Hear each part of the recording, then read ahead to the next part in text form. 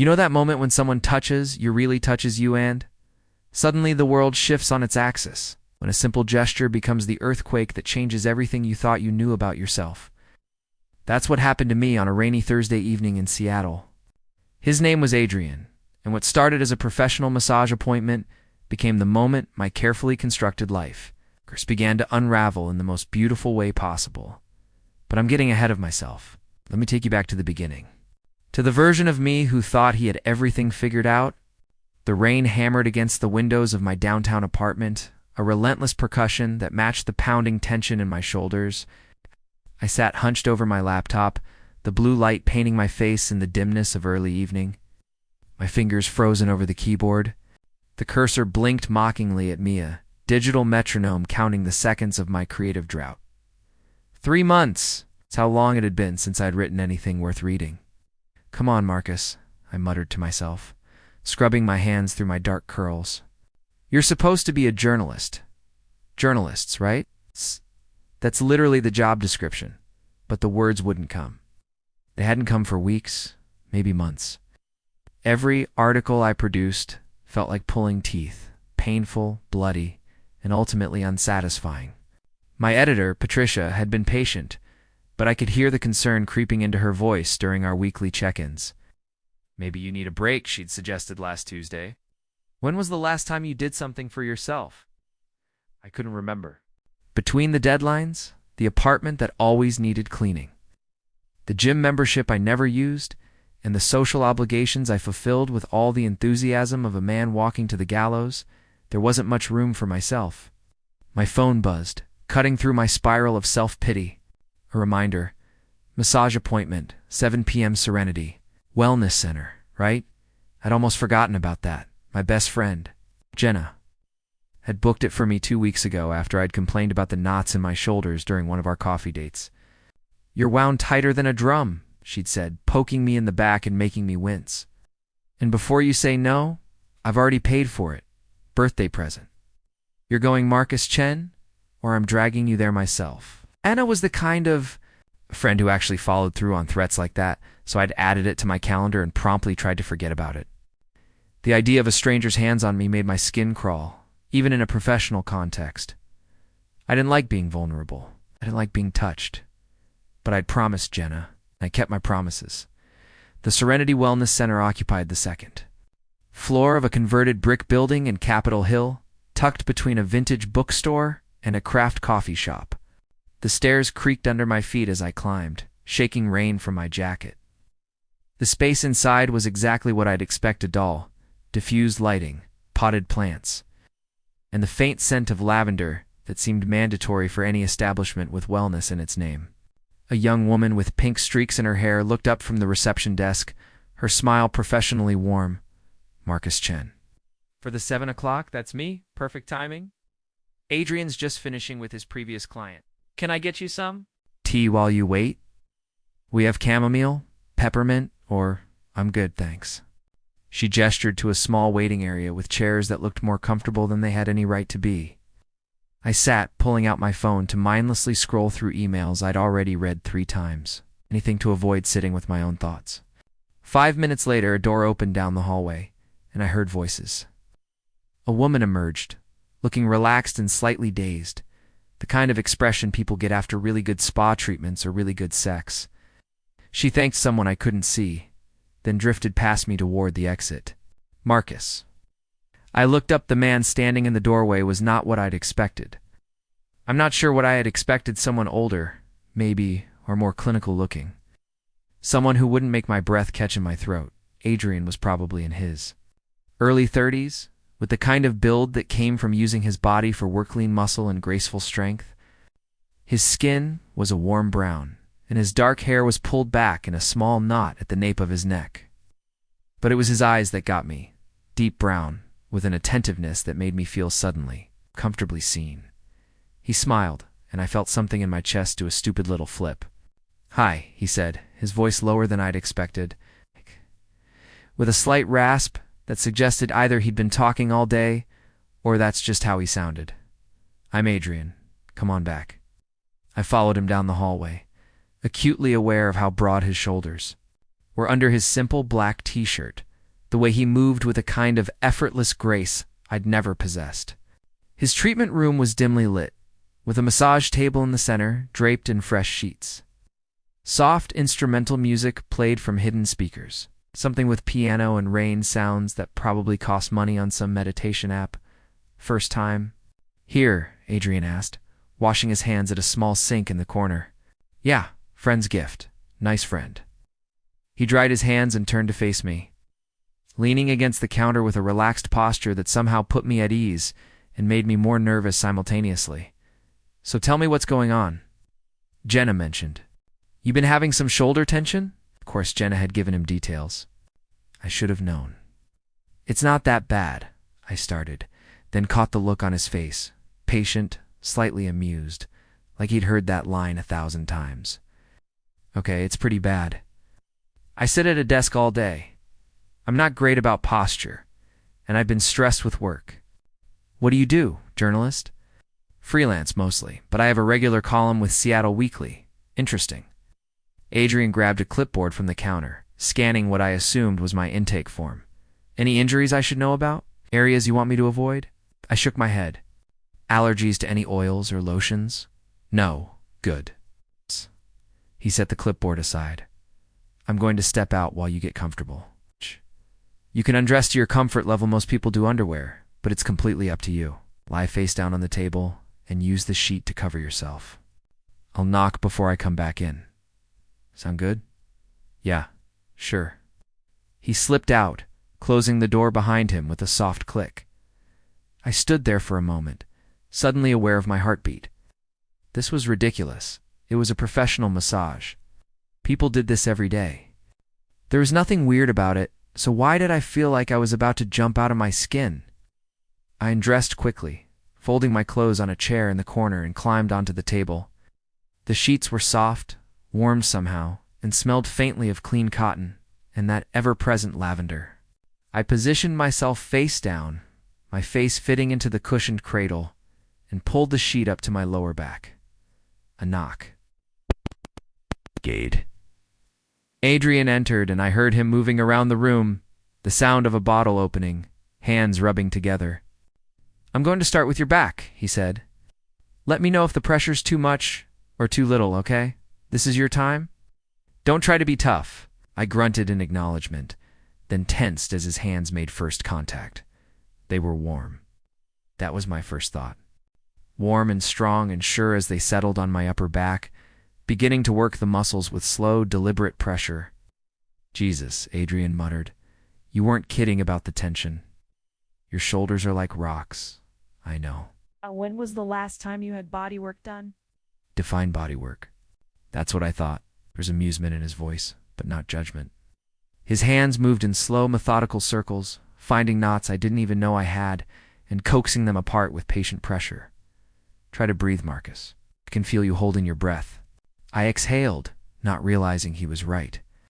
That's it. Just breathe. There's nowhere else you need to be right now. Something about the way he said it calm, certain.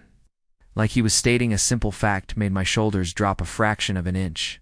His hands continued their work, moving down my spine, across my shoulder blades, finding every tight spot and easing it with a combination of pressure and patience that felt almost miraculous. I'd expected a massage to feel clinical, mechanical. This didn't. This felt intentional, like he wasn't just working on muscles, but paying attention to me as a whole person. Reading the story my body was telling, You carry a lot here, Adrian said quietly, his thumbs working the space between my shoulder blades. Right at your heart center. That's usually emotional tension, not just physical. I wanted to deflect, to make a joke, but the words stuck in my throat. Because he was right. God, he was right, and I didn't know why that made me want to cry. It's okay, he continued, as if he'd sensed the shift in me. Bodies remember things we try to forget. Sometimes they just need permission to let go. His hands moved lower, working the muscles of my lower back with the same careful attention. Time seemed to blur. 5 minutes or 50? I couldn't tell. The rain continued its percussion against the windows. As the music played its gentle melody, and Adrian's hands worked their quiet magic at some point. Something inside me cracked. Not broke cracked, like a dam with a fissure, letting out just enough pressure to breathe without collapsing entirely. I felt a tear slip down my cheek, disappearing into the face cradle, and was grateful he couldn't see. But somehow, I thought he knew anyway. His touch gentled, became less about fixing and more about holding space, about letting me feel whatever needed to be felt. "You're doing great," he murmured. "Just stay with it." By the time he finished, hands resting lightly on my shoulders in a gesture that felt like both an ending and a beginning, I felt hollowed out in the best way. Lighter, clearer. "Take your time getting up," Adrian said softly. "I'll wait outside." He left, and I lay there for a long moment, listening to my own breathing, feeling the echo of his hands on my skin like a ghost of warmth. Something had happened in this room, something I didn't have words for yet. Something that felt dangerously like waking up. I dressed slowly, my body feeling strange and new. Stepped into the hallway. Adrian was waiting by the reception desk, making notes in a file. He looked up when I approached, and his smile was gentle. "How do you feel?" "Different," I said honestly. "Good, different, good." He held my gaze for a moment, and I saw something flicker in his eyes. Recognition, maybe, or curiosity. "Jenna booked you for a series. I'll see you next week." I should have said no. Should have thanked him, paid for the session Jenna had already paid for, and walked out into the rain to resume my regularly scheduled life of emotional repression and creative stagnation. Instead, I heard myself say, "Yeah, next week." His smile widened, just a fraction. "Good. Same time?" "Same time." I didn't realize I was in trouble until I was halfway home, walking through the rain without really feeling it. My mind replaying the past hour on an endless loop. The warmth of his hands, the way he'd seen through me with seemingly no effort, the crack in my carefully maintained armor. "You're being ridiculous," I told myself firmly. It was a massage. He's a professional. You're reading into nothing. But I couldn't stop thinking about the way he'd said my name, or the flicker of something in his eyes that might have been interest or might have been my desperate imagination. I unlocked my apartment door, dropped my wet jacket on the chair, and stood in the darkness for a long moment. My phone buzzed. A text from Jenna. "So, how was it? Are you relaxed? Are you in love? Tell me everything." I smiled despite myself and typed back, "It was fine. Thanks for the gift, fine. That's all I get? Marcus Chen, you're impossible. I'll tell you more at coffee. You better. I want details." I set my phone down and moved to my laptop, still open on the coffee table where I'd abandoned it hours ago. The cursor still blinked at me, but for the first time in months, I felt something stir in my chest. Not quite inspiration, but something close. Something like possibility. I sat down and began to type. The words didn't come icily. They never did. But they came. And for the first time in a long time, I didn't hate them. Outside, the rain continued to fall, washing the streets clean. And somewhere across the city, a man named Adrian was probably finishing his shift. Maybe thinking about his next client. Maybe not thinking about me at all. I told myself it didn't matter. I told myself I was fine. I told myself a lot of things that night, and almost none of them were true. The week between sessions dragged like a prison sentence and flew like a heartbeat. Depending on the hour, I threw myself into work with a fervor that surprised even me. Cranking out 2 articles by Wednesday and starting a personal essay I'd been avoiding for months. Patricia actually called to check if I was okay when I turned in a piece 3 days early. "You feeling better?" she asked, suspicion evident in her voice. "Yeah, actually. I think I just needed to get out of my own head. Whatever you're doing, keep doing it. This piece is some of your best work in months." I knew what I was doing. I was distracting myself from the fact that I'd spent the better part of 7 days thinking about Adrian's hands. His voice, the way he'd looked at me like he could see all the broken pieces I kept hidden, Jenna noticed too. In her characteristically unsubtle way, she seemed different, she announced over lattes at our usual coffee spot on Saturday morning. Rain misted against the windows because this was Seattle and the rain never really stopped. More present. Less. She waved her hand vaguely. Dead inside. I wasn't dead inside. Marcus, I love you, but you were absolutely dead inside. You've been sleepwalking through your life for at least a year. What changed? I wrapped my hands around my cup, seeking warmth. I don't know. Maybe that massage helped more than I thought. Her eyes lit up with unholy glee. Oh my God, it's the massage therapist, isn't it? You have a crush on Adrian? I do not. You absolutely do. You're blushing. I don't blush. You're literally blushing right now. She leaned forward, grinning like the Cheshire Cat. Tell me everything. Is he hot? He's hot, isn't he? I only saw his profile on the booking site, but he looked hot. Jenna, does he have magic hands? I bet he has magic hands. Did you feel a connection? Are you going back? Yes, I'm going back. You booked me for a series, remember? And it's not like that. He's a professional. I'm a client.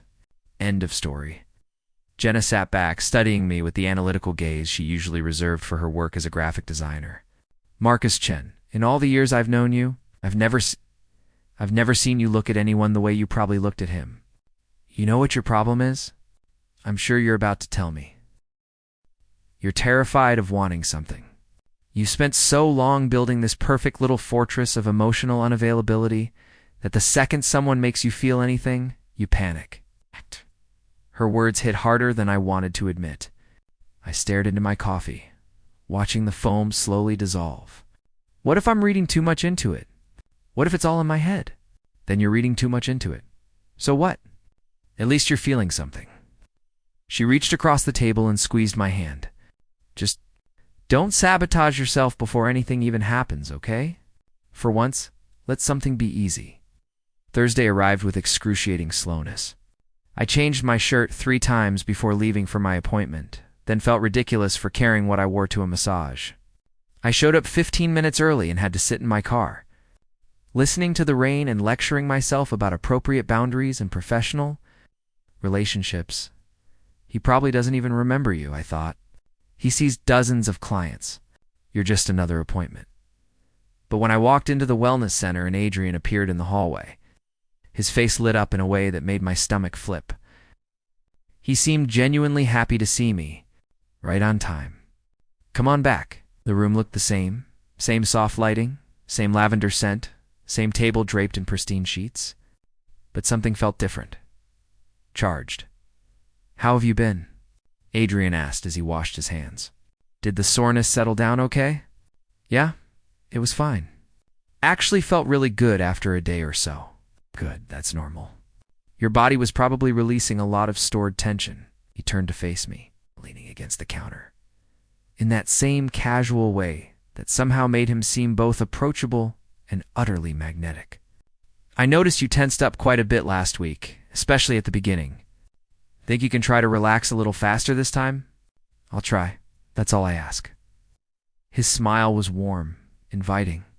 Same drill and dress to your comfort level. Get on the table, face down. I'll knock before coming in. He left. And I went through the now familiar routine of undressing, folding my clothes, climbing onto the table. But this time, my heart was racing for reasons that had nothing to do with nervousness about being touched. Get it together. I commanded myself. He's doing his job. You're a client. That's it. The knock came. Ready? Yeah. Adrian entered, and I heard the familiar sounds of preparation oil being warmed, hands being rubbed together. Then his hand settled on my back, and I had to suppress a sigh. Better, he said approvingly. You're already softer than last week. Your shoulders still have a lot going on, though. What's been happening in your life? Work, mostly. Been writing a lot, yeah. What about? Just personal stuff. Essays, reflections. Trying to be more honest in my writing? His hands paused for just a fraction of a second, so brief I might have imagined it. Honesty's hard, he said quietly. Especially with ourselves. Yeah, his touch changed, became more exploratory. Not inappropriate, still entirely professional, but more intuitive, like he was listening with his hands. Your heart center's still locked up, he murmured, working the space between my shoulder blades. A little better than last week, but there's still a lot here. What does that mean? I asked, my voice muffled by the face cradle. Bodies store emotional trauma, Adrian explained, his thumbs working in slow, deep circles. The heart center mid-back, between the shoulder blades. That's where we hold grief, disappointment, fear of vulnerability. When it's locked up like yours, it usually means someone's been protecting themselves for a long time. I didn't know what to say to that. He was right, of course. I'd been protecting myself for years from failure, from rejection, from the terrifying possibility of actually letting someone in. Yeah. You don't have to talk about it, Adrian continued, his voice gentle. But sometimes naming it helps. What are you protecting yourself from, Marcus? The question hung in the air, soft and dangerous. Everything, I whispered. His hand stilled for a moment, resting warm and solid on my back. That's exhausting. Yeah, what would happen if you stopped? I'd fall apart. I'd fail. I'd want things I can't have.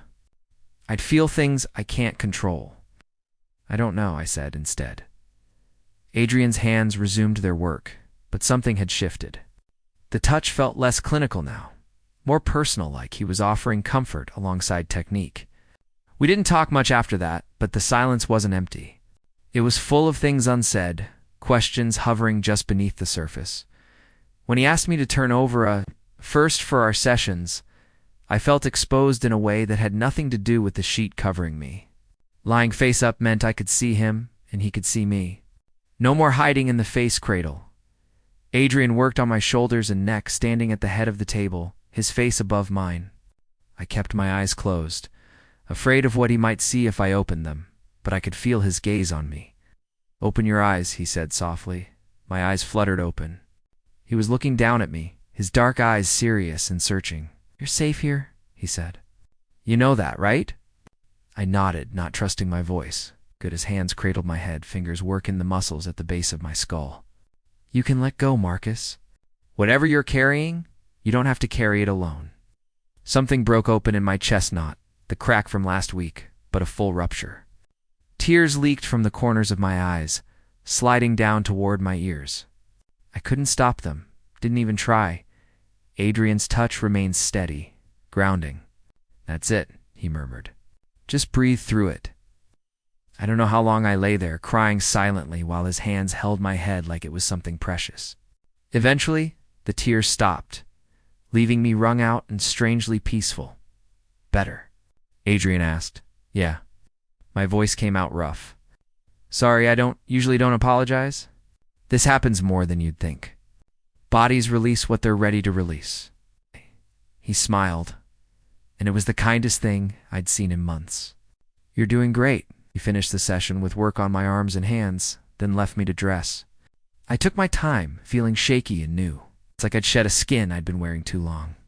When I emerged, Adrian was waiting by the reception desk again. But this time, instead of just smiling, he handed me a small card. My personal number, he said, meeting my eyes directly. If you need to talk, or if you want to grab coffee sometime. As friends, he added quickly, but there was something in his expression that suggested he was leaving room for it to become more. I took the card, my fingers brushing his. As friends? To start. His smile was crooked, vulnerable. Full disclosure, I don't usually do this. Give my number to clients. But you're different, and I think maybe you need someone who sees you. If I'm reading this wrong, you're not, I said, surprised by my own boldness. Reading it wrong, I mean? His smile widened into something bright and genuine. Good. Text me. Yeah, I will. I waited until I was in my car, rain drumming on the roof, before looking at the card. Just his name, Madrian Reyes, and a phone number. Simple, terrifying. Possibility wrapped in 10 digits. I saved the number in my phone, my thumb hovering over the message icon for a full minute before I started typing. This is Marcus. Thank you for today. And for seeing me, the response came quickly. Hey, thank you for letting me. Coffee this weekend? Yes, Saturday, 10 a.m. There's a place in Capitol Hill I think you'd like. Send me the address, he did, followed by, looking forward to it. I sat in my car, staring at the screen. Feeling like I'd just jumped off a cliff and discovered I could fly, I told Jenna everything over text that night, and she responded with approximately 47 celebratory emojis and a message that just said, I knew IT. I knew IT. I'm a genius. I couldn't argue with her. Saturday came, and I met Adrian at a small coffee shop called Victrola, tucked on a side street with local art on the walls and the kind of genuine atmosphere that chains always tried and failed to replicate. He was already there when I arrived, sitting by the window. Wearing jeans and a forest green Henley that made his eyes look impossibly warm, he stood when he saw me. And for a moment, we just looked at each other. Hi, he said. I wasn't sure you'd come. Really? Why? He shrugged, a gesture that managed to be both casual and vulnerable. Fear. Second thoughts. The reality of what this might mean outside of that treatment room. Take your pick. His honesty disarmed me. I found myself smiling. I almost didn't. But then I thought about what you said. About not carrying everything alone, and I'm tired of being alone. Something passed between us, recognition, relief, the beginning of something neither of us had names for yet. We talked for 3 hours. About our lives, our families, our fears. Adrian told me about growing up in Arizona, about coming out to his conservative parents at 19, about the years he'd spent drifting before finding bodywork and finally feeling like he'd found his calling. I told him about my childhood in San Francisco, about the pressure to succeed, about the writer's block that had been plaguing me, about the way I'd built walls so high I'd forgotten what it felt like to let someone climb them. What changed? He asked. You're writing again, right? You changed it, I admitted. That first session, something cracked open, and I couldn't close it again. Didn't want to. Adrian reached across the table, his hand covering mine. I felt it too. That first moment I saw you, I thought, this one's going to matter? Yeah. His thumb traced circles on the back of my hand. I'm usually pretty good at maintaining professional boundaries, but with you, I didn't want to. Terrified me. You seemed so calm. I'm a professional. We're good at seeming calm, he grinned. Inside, I was panicking, wondering if I was reading signals right, if I was going to make everything awkward, if I was about to do something incredibly stupid by giving you my number. For the record, I said. Squeezing his hand, it wasn't stupid. We left the coffee shop together.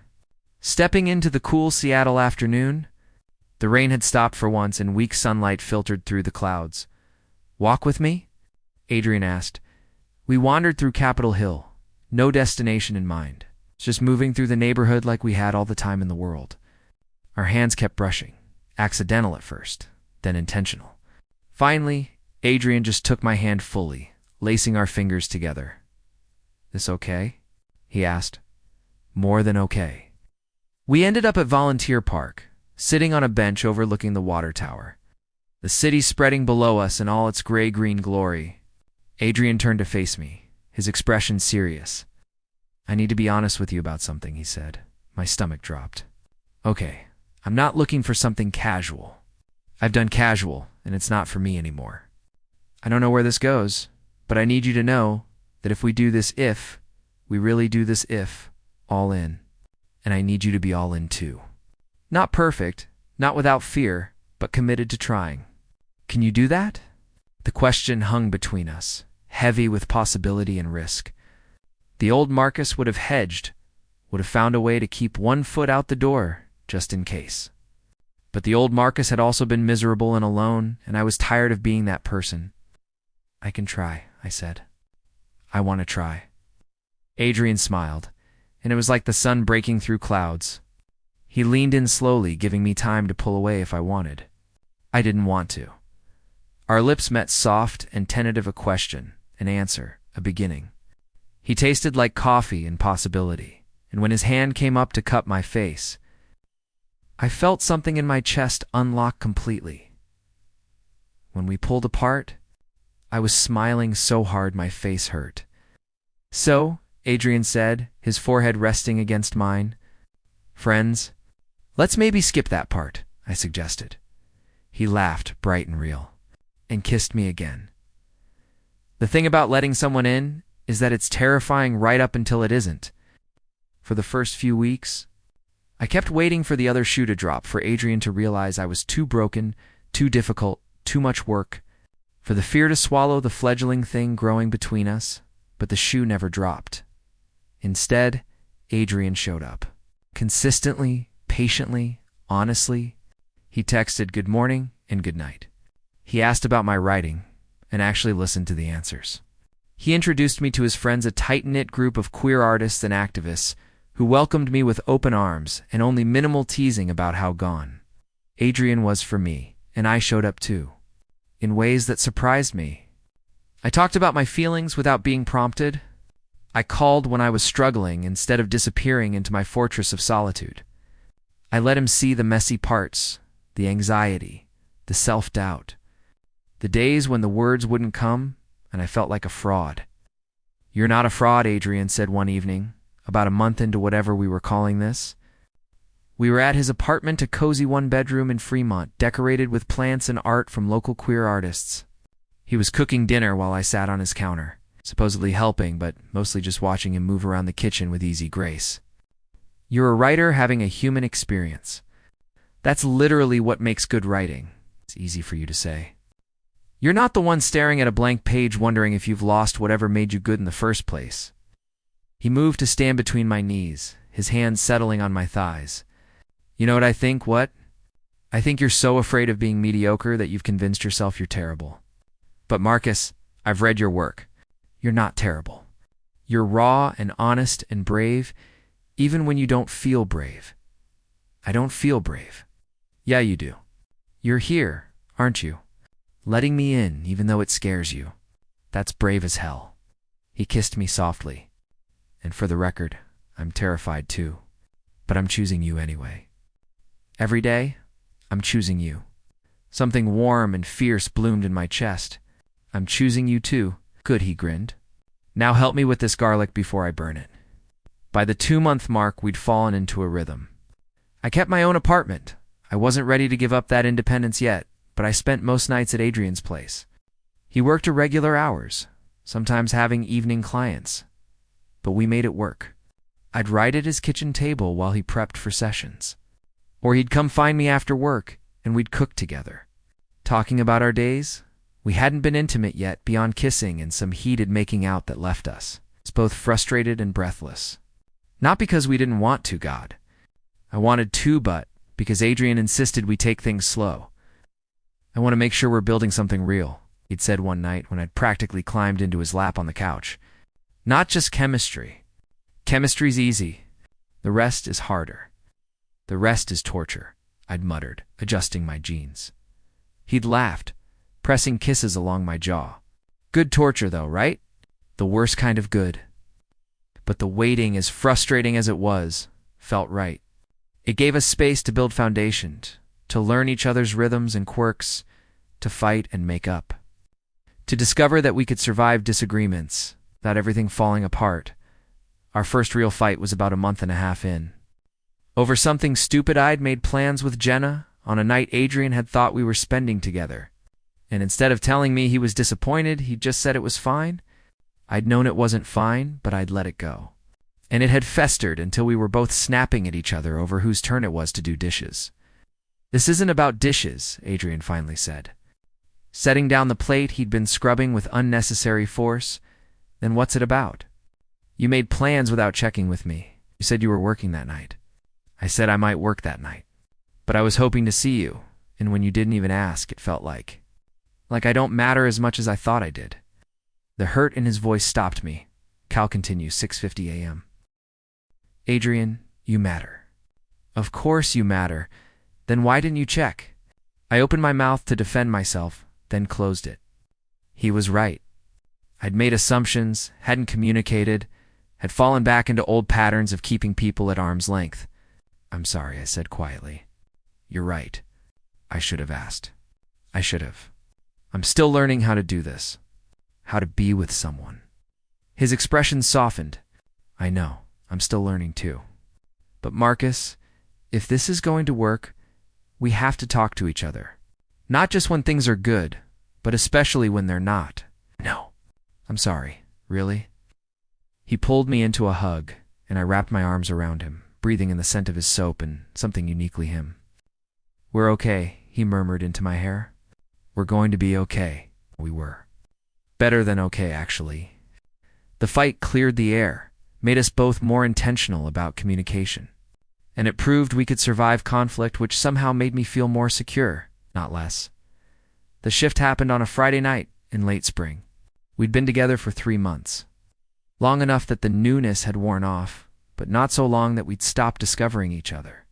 Adrian had the weekend off, a rare occurrence, and we'd decided to spend it at my apartment for a change. We cooked dinner together. Pasta with vegetables from the farmer's market, a recipe Adrian had been wanting to try. We ate on my couch, plates balanced on our knees, arguing good-naturedly about whether the new season of our favorite show had jumped the shark. We did the dishes side by side, Adrian washing while I dried, our hips bumping in the narrow kitchen, and then we were on the couch again, kissing in the way that had become familiar, slow and deep and searching. But something felt different tonight. There was an urgency thrumming beneath the surface, a readiness that hadn't been there before. Adrian pulled back, his pupils dilated, his breathing uneven. Marcus. Yeah. I think... He paused, his hand coming up to cup my face. I think I'm ready. If you are... My heart kicked into high gear. Ready? To be with you. Really be with you? Unless you're not, I kissed him, hard and sure. I'm ready. So ready, he smiled against my lips. Bedroom. Bedroom. We made our way down the hall, shedding clothes between kisses, laughing when I tripped over my jeans and Adrian had to catch me. By the time we reached the bed, we were down to underwear, and I was shaking not from fear, but from want. Hey, Adrian said, his hands framing my face. We can stop any time. This doesn't have to. I don't want to stop. I want you. I've wanted you since the first time you put your hands on me. Yeah. What happened next was tender and awkward and perfect. Adrian's professional knowledge of bodies translated into an intuitive understanding of mind. What made me gasp? What made me arch? What made me forget my own name? But it wasn't just technical skill. It was the way he looked at me like I was precious. The way he checked in. The way he whispered my name like a prayer.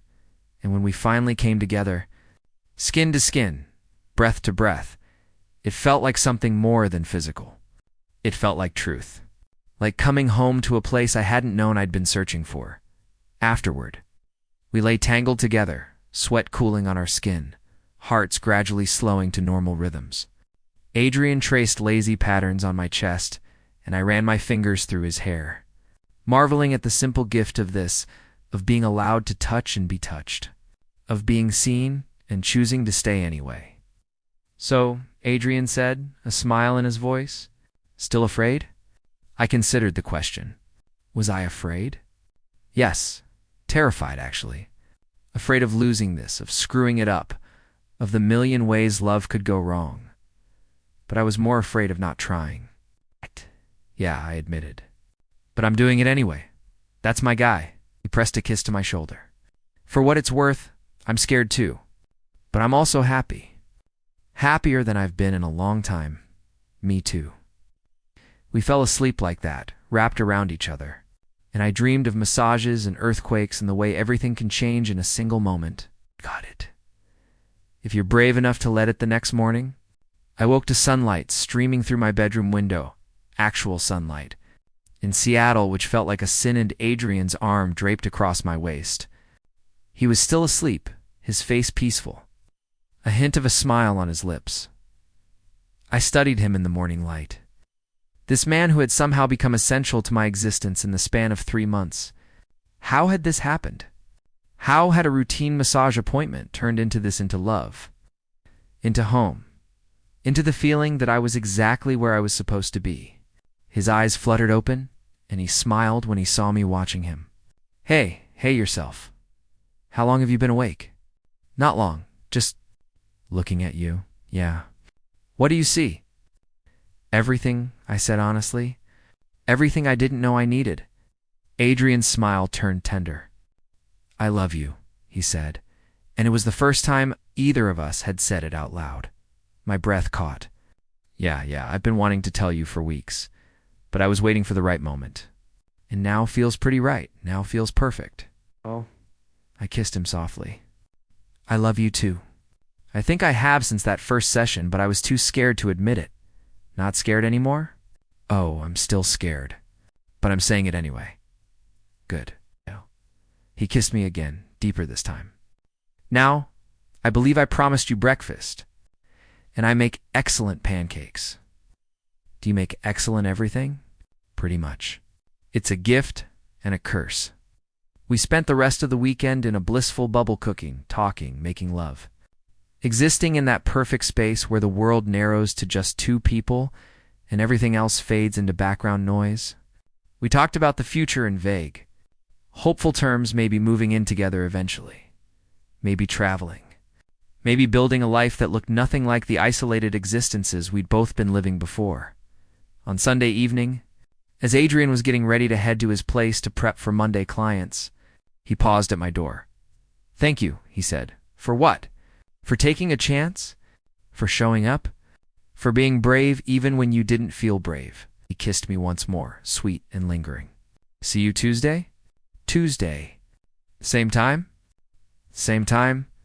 He left and I stood in my apartment, the same apartment I'd been living in for 2 years, but which somehow felt completely different. Now, lighter, warmer, like someone had opened all the windows and let fresh air flood through rooms that had been closed too long. I sat at my laptop and opened a new document. The cursor blinked at me, but this time it felt like an invitation rather than a taunt. I began to write. The article published on a Tuesday in November. Under the headline, "How a Massage Changed My Life. One Man's Journey from Isolation to Love." I'd been nervous about writing it, about exposing something so personal, so raw. But Adrian had encouraged me, had read every draft, and offered gentle feedback, had reminded me that my story might help someone else find courage to open their own locked doors. The response was overwhelming. Hundreds of comments from people who saw themselves in my story, people who'd built walls, who'd forgotten what it felt like to be touched, who'd been afraid to want something, people who thanked me for giving them hope that it wasn't too late to change, to try, to risk everything for the possibility of love.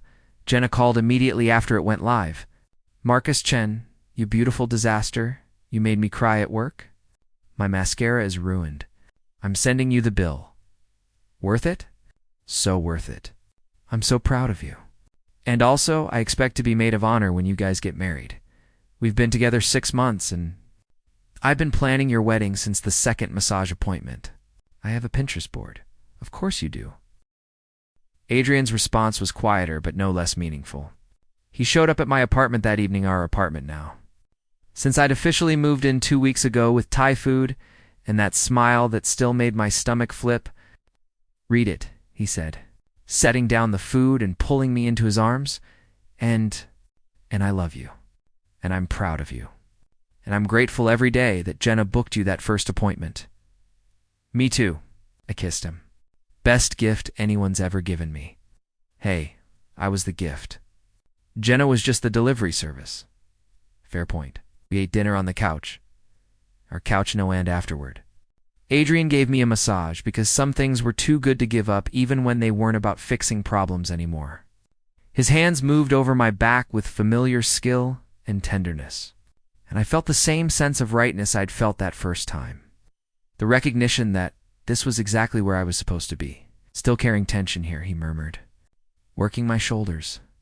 Some things never change. That's okay. I've got time to work on it. Lots of time. Yeah." His hands stilled, resting warm and solid on my back. "Forever, if you'll have me?" I turned over, meeting his eyes. "Forever sounds good," he smiled. That bright, genuine smile that had been one of the first things I loved about him. "Good, because you're stuck with me now. Best kind of stuck." We kissed there on the couch. The Seattle rain drumming against the windows, the life we were building together spreading out before us like an unwritten story. Terrifying and absolutely perfect, the wellness center had expanded, taking over the entire second floor. Adrian now managed a team of 3 other massage therapists, and they'd added yoga and meditation classes. Business was thriving. My writing was thriving too. The article about Adrian had led to more personal essays than to a book deal. Unlocked. Essays on love, fear, and letting people in would publish next spring. And early reviews were promising, but the best part, the part I'd never have believed to, years ago, was the life we'd built together. The apartment we'd moved into in Capitol Hill with its big windows and space for both of us to work. The Sunday morning routine of farmers markets and lazy breakfasts, the friends we'd accumulated, chosen family of queer folks who gathered regularly for dinners and game nights and celebrations of every milestone. Big and small, the proposal happened on an ordinary Tuesday evening. We were cooking dinner together, arguing about whether to add more garlic to the sauce, when Adrian suddenly turned off the stove and got down on one knee. "What are you doing?" I asked, my heart suddenly racing. "Something I've been planning for months." He pulled out a simple silver band. "Marcus Chen, you walked into my treatment room 2 years ago, carrying the weight of the world, and you let me help you set it down. You took a chance on me, on us, on the possibility that letting someone in might be worth the risk. And it was. God, it was so worth it. You're my best friend, my partner, my home. Will you marry me?" I was crying before he finished, nodding frantically. Yes, of course yes."